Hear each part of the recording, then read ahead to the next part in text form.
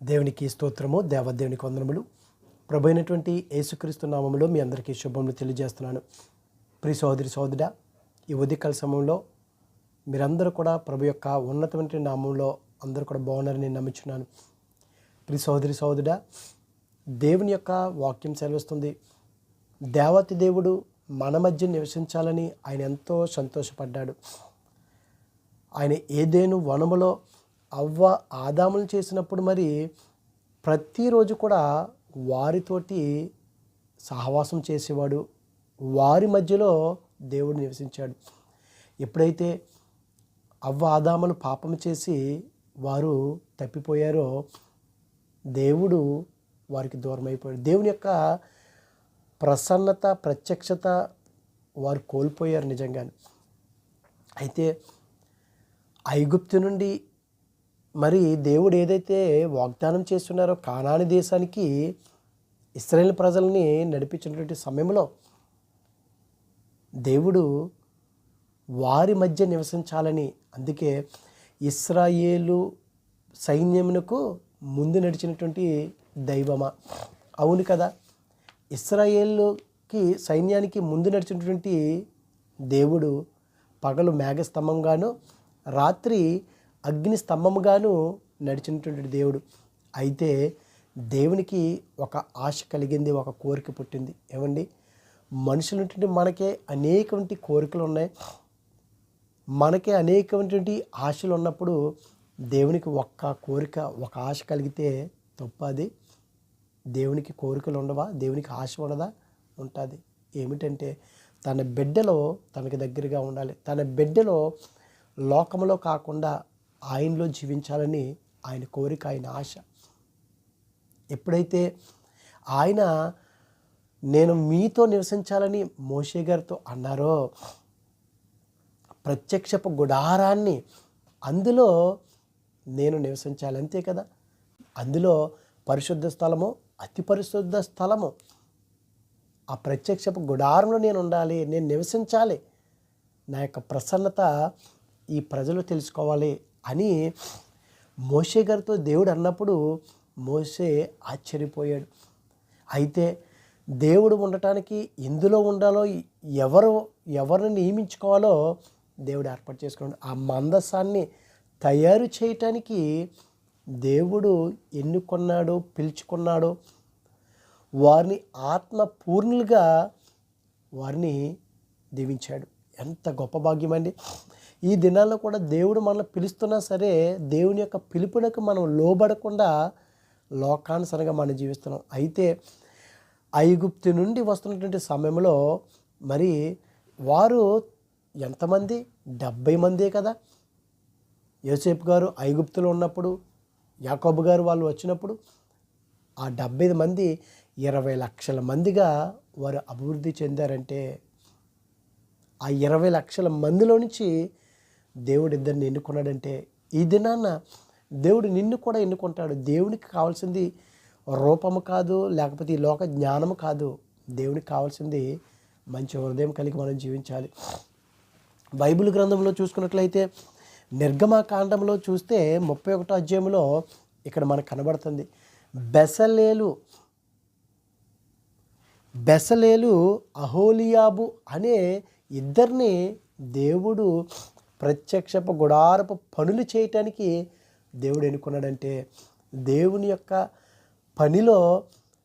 పనికి మనల్ని పిలుచుకున్నాడంటే ఎంత భాగ్యం అండి. అది ఎంత నమ్మకంగా మనం ఉండాలి. ఆత్మపూర్ణిగా దేవుని యొక్క జ్ఞానంతో ఆయన మనల్ని నింపుతాడు. ఈ దినాన ఎంతమంది దేవుని యొక్క పిలుపునకు లోబడుతున్నారు? బెసలేలు అనగానే దేవుని యొక్క దేవుని నీడలో ఉన్నటువంటి వ్యక్తి. ఈ బెసలేలు యోధా గోత్రానికి చెందినటువంటి వాడు. యోధా అనగానే స్తుతి గోత్రం కదా. యోధా అనగానే ఉన్నతమైనటువంటి గోత్రము. యోధా గోత్రపు సింహము మన ప్రభువు అయినటువంటి యేసుక్రీస్తు వారు. ఆ గోత్రము అయినటువంటి వాడు బెసలేలు. ఈ బెసలేలు యొక్క తండ్రి చూసుకున్నట్లయితే ఊరు అక్కడే ఉంటుంది. 31వ అధ్యాయంలో ఊరు కుమారుడు. ఈ ఊరు ఎవరు? ఊరు ఈ ఊరేమో హూరు కుమారుడు అంటే మోషే గారు, అలాగే అహరోను గారు, యెహోషువ గారేమో అమాలేకులతో కింద కత్తితో యుద్ధం చేస్తుంటే మోషే గారు పైన కొండపైన చేతితో కర్ర ఎత్తుకుంటారు. ఎత్తి పైకెత్తినప్పుడు అహరోను, హూరు వీరిరువురు సహాయం చేస్తారు మోషే గారికి. ఈ హూరు కుమారుడైనటువంటి ఊరు కుమారుడు బెసలేలు. ఈ యొక్క దాను, ఈ యొక్క అహులోయాబు కూడా దాను గోత్రం అంటే చాలా ఇంకా లాస్ట్లో అనమాట. ఇంకా చిన్న గోత్రం అంటే చిన్నదంటే పక్కన అలా పెట్టినటువంటి గోత్రం. దానికి ఏం పెద్ద విలువ ఇచ్చిందని కాదు, కానీ దేవుడు మనుషుల్ని చిన్నవారైనా పెద్దవారైనా ఆయన ఎన్నుకుంటాడు.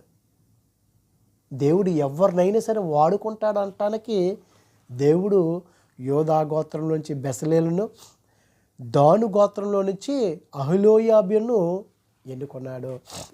ఇక్కడ చూసుకున్నట్లయితే దేవుని యొక్క వాక్యం సెలవుస్తుంది 31వ అధ్యాయంలో, మరియు యెహోవా మోషేతో ఇట్లనెను. దేవుడు మోషేతో ఈ విధంగా అన్నాడు, మోషే ఇదిగో నా మాట విను, నేను యోధా గోత్రంలో హూరు మనవడను హూరు కుమారుడైన బెసలేలను పేరు గలవారిని పిలిచి తిని. ఎంత గొప్ప భాగ్యం అండి. ఇశ్రాయేల్ ప్రజలు కూడా మోషే గారు సీనాయి పర్వతం మీదకి వెళ్ళినప్పుడు, 10 ఆజ్ఞల కొరకు వెళ్ళినప్పుడు ఏమైపోయాడో మాకు తెలియదు, మమ్మల్ని ఇక్కడ వరకు తీసుకొచ్చినటువంటి వాడు, ఇదిగో మేము పూజించుకుంటానికి ఒక దేవుడు మాకు తయారు చేయమన్నప్పుడు అహరోనుని తొందర పెడితే వారి దగ్గర ఉండే బంగారాన్ని తీసుకుని దూడనికి చేస్తే ఇదిగో ఎర్ర సముద్రాన్ని దాటించినటువంటి దేవుడు ఈ దేవుడని వారికి మొక్కి ఉన్నారు. ఆ సమయంలో ధర్మశాస్త్రాన్ని 10 ఆజ్ఞలు పట్టుకుని వస్తున్నటువంటి మోషే కిందకు వచ్చినప్పుడు, పాలెము క్రిందకు వచ్చినప్పుడు పాలెం ఎదుట నిలబడి, ఇదిగో ఎంతవరకు మీరు చేసినటువంటి పొరపాట్లు, తప్పులు మీరు వదులుకొని మార్పు చెంది మారు మనసు తెచ్చుకొని దేవుని వైపు ఉన్నటువంటి వారు నా వైపు నా వెనకాల వచ్చి నిలబడండి అంటే 12 గోత్రాలు ఉన్నటువంటి వారు ఎవ్వరు కూడా కదలేదు. కానీ ఒకే ఒక గోత్రం, లేవి గోత్రం. నిజంగా యాక్చువల్గా చెప్పాలంటే యాకోబు గారు లేవి గోత్రాన్ని శపించాడైన, కానీ శాపము నుండి సేవకులుగా వారిని దేవుడు ఆస్వాదించాడంటే దేవుని యొక్క పిలుపుకి మనం లోబడాలని ఇక్కడ దేవుని యొక్క వాక్యం సెలవుస్తుంది. నువ్వు లోబడుతున్నావా దేవుని యొక్క పిలుపుకి? దేవుని యొక్క నీడలో ఉన్నటువంటి వాడు బెసలేలు. నువ్వు దేవుని నీడలో ఉన్నావా, లోకపు నీడలో ఉన్నావా? ఒక్కసారి పరీక్షించుకోవాలి. ఈ బెసలేలుని దేవుడు పిలిచాడు. ఊరు కుమారుడైన బెసలేలుని పేరు గల వారిని పిలిచి తిని విచిత్రమైన పనులను కల్పించుటకును. చూడండి, విచిత్రం ప్రపంచంలో మొట్టమొదటగా దేవునికి ఆ మందసాన్ని మందిరపు పనిని చేసినటువంటి గొప్ప వ్యక్తి బెసలేలు. ప్రియ సోదరుడా, ఈ దినాన నీవు కూడా దేవుని యొక్క పనిలో నిమగ్నమైపోయినటువంటి వాడిగా ఉన్నావా లేదా? 20 లక్షల మందిలో దేవుడు బెసలేలుని పిలుచుకున్నాడు, అహులోయాబును పిలుచుకున్నాడు. ఎంత గొప్ప భాగ్యం! ఈ దినాన నువ్వు అది దక్కించుకోగలుగుతున్నావా? దేవుని యొక్క పిలుపుకి నువ్వు లోబడినటువంటి వారిగా ఉన్నావా? అందుకే ఆ లేవీలు మోషే గారు చెప్పిన వెంటనే మోషే గారు వెనకాలకు వచ్చి ఉన్నారో వారు ఆశీర్వదించబడ్డారు. ఎవరైతే రాలేదో నిజంగా అదే దినాన 3000 మంది కత్తివాతముతోటి వారు నాశనం అయిపోయారు. దేవుని యొక్క మాటకి మనం లోబడుతున్నామా? ఇదిగో ఆయన అంటున్నాడు, విచిత్రమైన పనులు కల్పించుటకును, బంగారుతోను వెండితోను ఇత్తడితోను పని చేయుటకును, పొదుటికై రత్నములను సానబెట్టుటకును, కర్రను కోసి చెక్కుటకును, సమస్త విధములైన పనులను చేయుటకును. చూడండి, దేవుడు ఏ విధంగా దేవుడు వీరిని ఎన్నుకున్నాడు. జ్ఞాన విద్యా వివేకములను ఎలాగొస్తుందని జ్ఞాన విద్యా వివేకములు ఎక్కడి నుంచి వస్తాయి?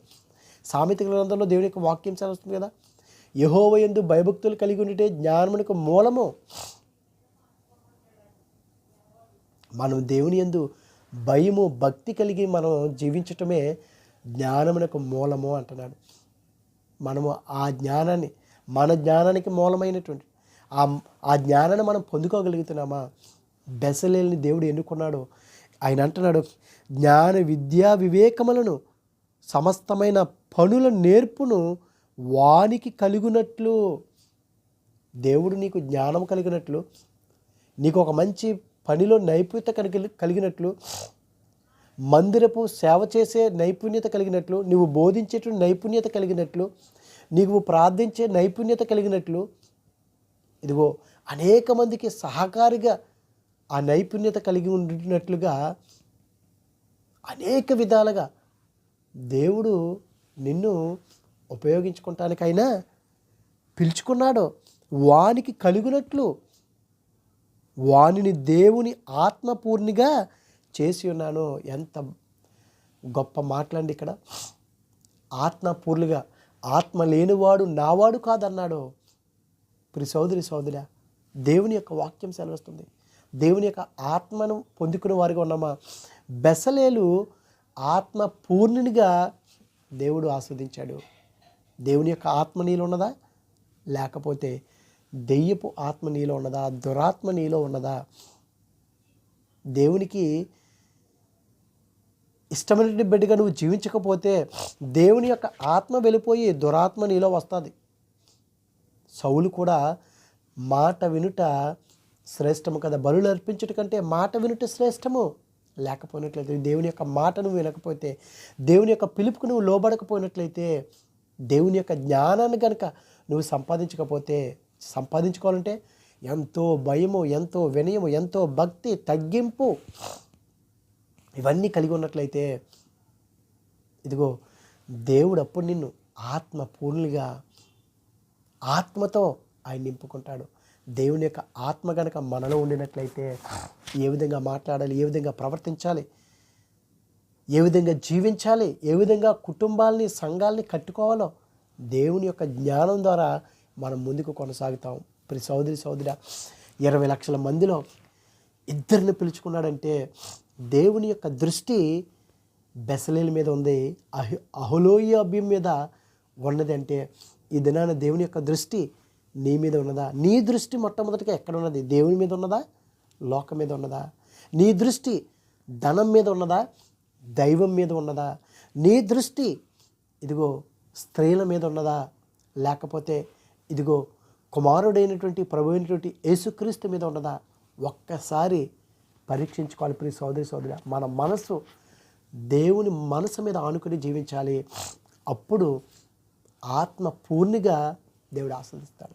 బెసలేలు ప్రపంచంలో మొట్టమొదటగా దేవుని యొక్క మందసాన్ని తయారు చేశాడంటే దేవుడు ఇదిగో నేను ఇక్కడ ఉంటాను, ప్రజలు తెలుసుకోవాలి అన్న ఉద్దేశంతో దేవుడు మోషేతో చెప్పినప్పుడు మోషే గారు కూడా ఆశ్చర్యపోయారు.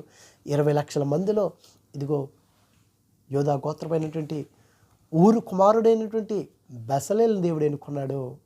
అవును కదా ప్రియ సోదరులారా, ఈ దినాన నీవు దేవునికి దగ్గరగా, దేవుని యందు భయభక్తులు కలిగి దేవుని యొక్క జ్ఞానాన్ని పొందుకున్నట్లయితే ఈ ప్రపంచంలో దేవుడు నిన్ను కూడా పిలుచుకుంటాడు. నువ్వు చిన్నవాడవా, కిందటి వాడవా అని దేవుడు నిన్ను చూడడం. దేవుడు ఉపయోగించుకుంటాడు, ఏదో ఒక పనికి ఉపయోగించుకుంటాడు.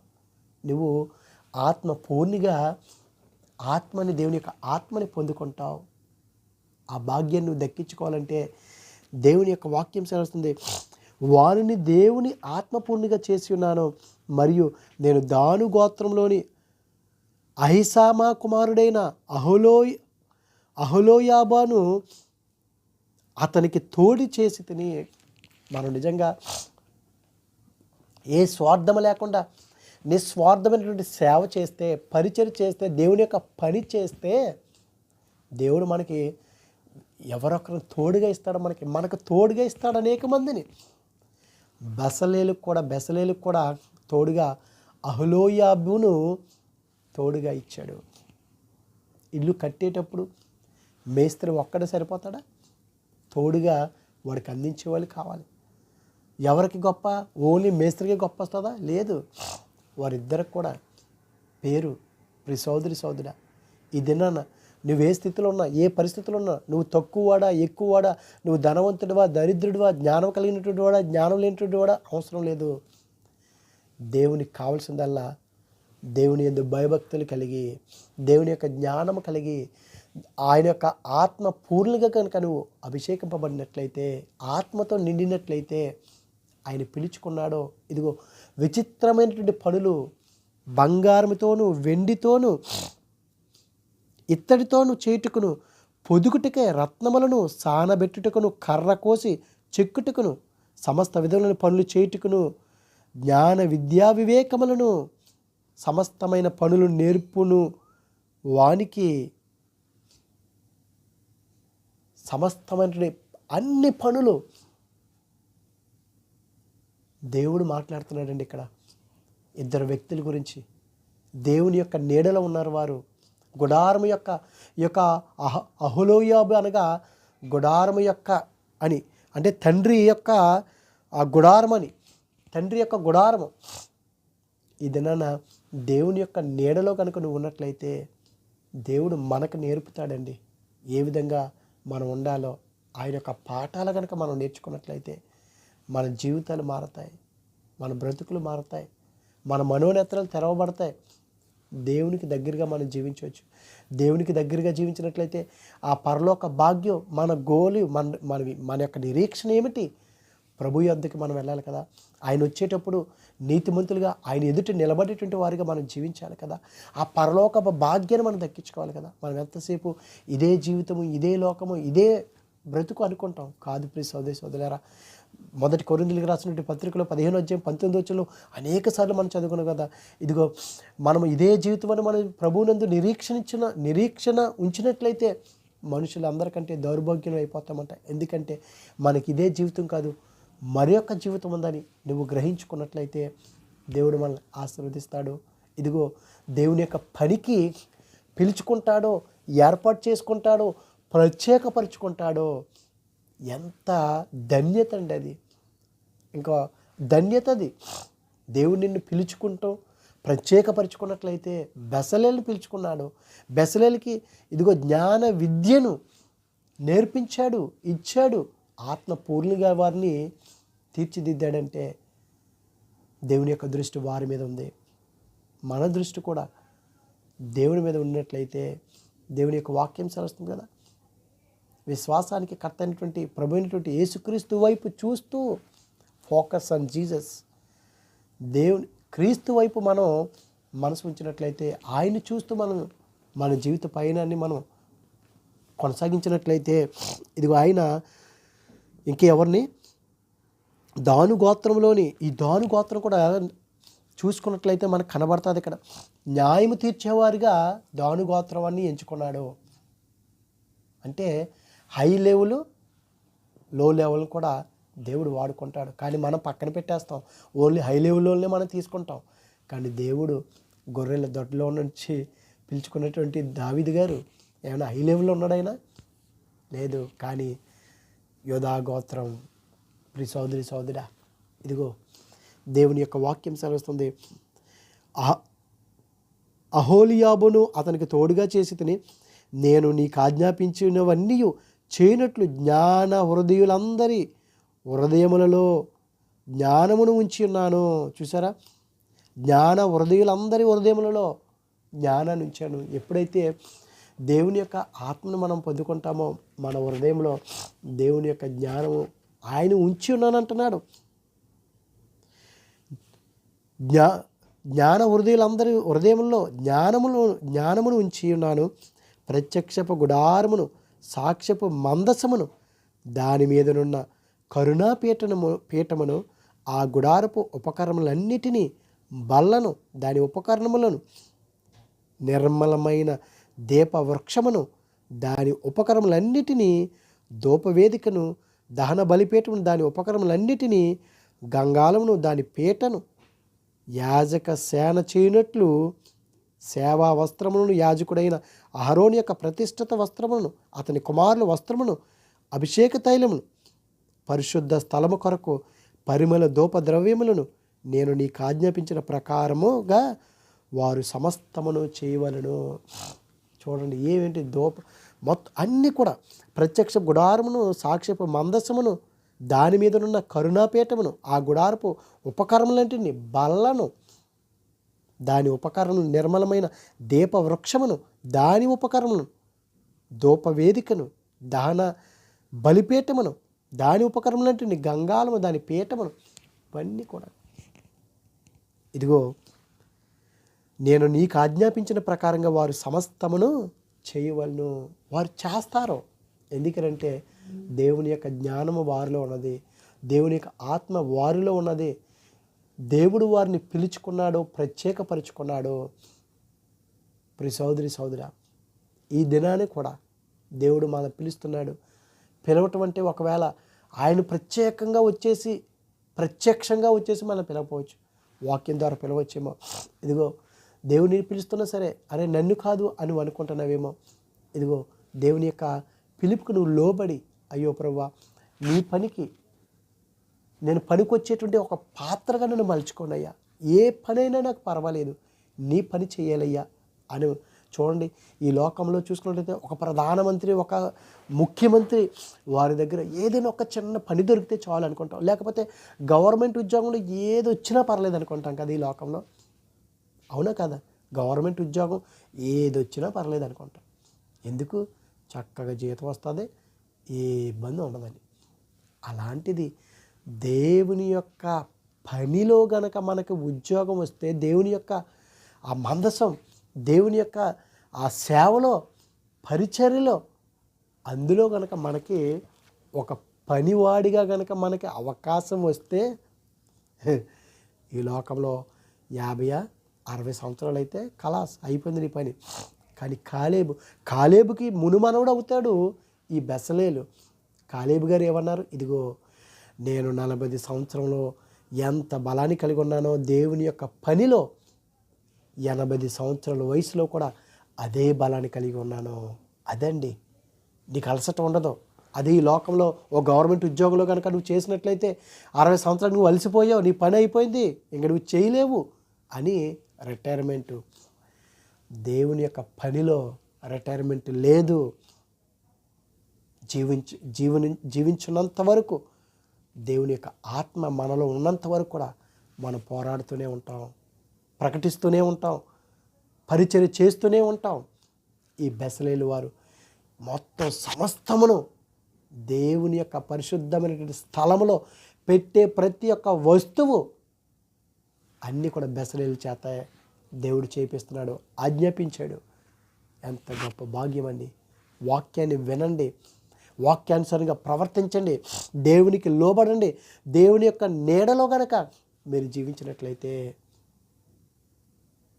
దేవుని యొక్క వాక్యం కదా, సర్వశక్తిని యొక్క నీడను విశ్రమించేవాడు.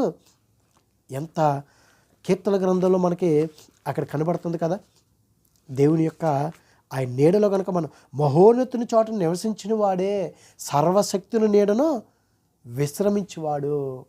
మహోన్నతుని చాటున, ఆ మహోన్నతునటువంటి ప్రభువైనటువంటి యేసుక్రీస్తు యొక్క ఆ నీడలో, ఆ సిలువ నీడలో కనుక మనం గనక నివసించినట్లయితే, ఆ సర్వశక్తిని నీడను గనక మనం విశ్రమించినట్లయితే, ఆయనే మనకు ఆశ్రయం, మన కోట కనుక. ప్రియ సోదరి సోదరుడా, దేవుని యొక్క పిలుపునకు నిర్లక్ష్యం చేయకు, దేవుని యొక్క పనికి వెనకాడకో. స్వార్థం లేకుండా నిస్వార్థంగా దేవుని యొక్క పనిని నువ్వు పనిలో సంపూర్ణంగా నువ్వు నిమగ్నమైనట్లయితే, ఇదిగో దేవుడు బెసలేల్ని ఎన్నుకున్నాడు, ప్రత్యేకపరుచుకున్నాడు. అతనికి తోడుగా అహలోయాబును తోడుగా ఇచ్చాడు దేవుడు. ఈ దినాన్న అయ్యో నేను ఎందుకు పనికిరాను, అయ్యో నేను చాలా లో లెవెల్లో అని అనుకుంటున్నావేమో. దేవునికి కావాల్సింది నీ లెవెల్ కాదు, మంచి మనసు కలిగి ఉన్నట్లయితే దేవుడు వాడుకుంటాడు. బెసలేల్ని వాడుకున్నాడు, అహలోబియాను వాడుకున్నాడు. దేవుని యొక్క ఉన్నతమైన పనిలో వారిని ఉపయోగించుకున్నాడు. ప్రపంచం మీద మనం ఉన్నంత వరకు వారి గురించి చదువుకుంటూనే ఉంటాము. జీవ గ్రంథంలో వారి పేర్లు రాయబడ్డాయి. మనము కూడా ప్రభువా నన్ను కూడా ఆ విధంగా పిలవండి అయ్యా, నన్ను కూడా అట్టి రీతిగా ఏదో ఒక పనిలో వాడుకోండి అయ్యా అని మనం కూడా దేవుని అడుగుదాం. అటువంటి కృప దేవుడు మనకు అనుగ్రహించును గాక. ఆమేన్. పరిశుద్ధుడా, ప్రేమగల తండ్రి, మహిమగల దేవునికి స్తోత్రాలు దేవా. ఇదిగో తండ్రి, మహోన్నతుని చాటున నివసించేవాడు, సర్వశక్తిని నీడను విశ్రమించినని సెలవుస్తున్న దేవా. ఇదిగో తండ్రి, బెసలేలు నీ యొక్క నీడలో ప్రభా నివసించినటువంటి వాడు, నీ నీడను ఆశ్రయించినటువంటి వాడయ్యా. ఇదిగో దేవా, నీవు పిలుచుకున్నావు, కోరుకున్నావు, పరిశుద్ధపరిచావునా తండ్రి, నీ ఆత్మతో నింపావు, జ్ఞాన హృదయాన్ని దయచేసావయ్యా. ఇదిగో తండ్రి, నీ యొక్క పరిశుద్ధమైనటువంటి స్థలంలో ప్రభా పని చేయటానికి మంచి పనిని అప్పగించావు తండ్రి. అతనికి తోడుగా అహలోబీని కూడా నువ్వు తోడుగా ఇచ్చావయ్యా. ఈ దినాన్ని మేము కూడా ఏ స్వార్థం లేకుండా నిస్వార్థంగా నీ పిలుపుకు లోబడి నీ పనిని ప్రభా మేము చేయటానికి మాకు సహాయం దయచేయమని, నీ కృపలో భద్రపరచమని క్రీస్తు నామములో అడిగిన పరమ తండ్రి. Amen, amen. God bless you all. దేవుడు మిమ్మల్ని, మీ కుటుంబాలని దేవుడు దీవించి ఆస్వాదించును గాక.